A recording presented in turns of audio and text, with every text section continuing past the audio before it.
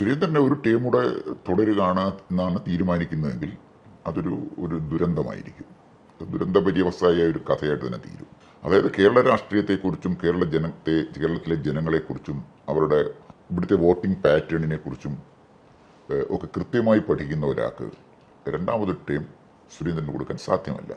പിന്നെ സുരേന്ദ്രന് കൊടുക്കാൻ കഴിയുന്നത് അദ്ദേഹത്തിനോട് താല്പര്യമുള്ള ഏതെങ്കിലും ഗോസായി നമ്മുടെ ഇന്ദ്രപ്രസ്ഥത്തിലുണ്ടെങ്കിൽ അദ്ദേഹത്തിൻ്റെ താല്പര്യം അനുസരിച്ച് കൊടുക്കാം എന്നുള്ളതല്ലാതെ വീണ്ടും സുരേന്ദ്രനാണ് തുടരുന്നതെങ്കിൽ അന്വേഷിച്ച് സംശയിക്കേണ്ട, BJP കാത്തിരിക്കുന്നത് ദുരന്തം തന്നെയായിരിക്കും. ശോഭാ സുരേന്ദ്രന് എപ്പോഴൊക്കെ തിരഞ്ഞെടുപ്പിന് നിന്നിട്ടുണ്ടോ അവിടെയെല്ലാം അവർ വോട്ടിംഗ് പെർസെൻറ്റേജ് വർദ്ധിപ്പിച്ചിട്ടുണ്ട്.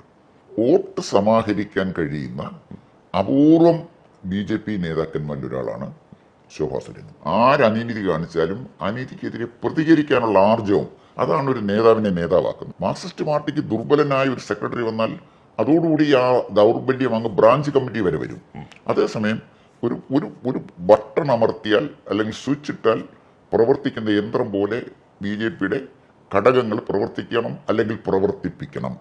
വേണ്ടാത്തവനെ പുറത്ത് കളയാൻ, അവനെ തുറന്നു കാണിക്കാൻ, തൻ്റെ കമാൻഡ് നടപ്പിലാക്കാൻ കഴിയുന്ന ഇച്ഛാശക്തിയുള്ള ഒരു നേതാവിന് മാത്രമേ BJP നയിക്കാൻ കഴിയൂ.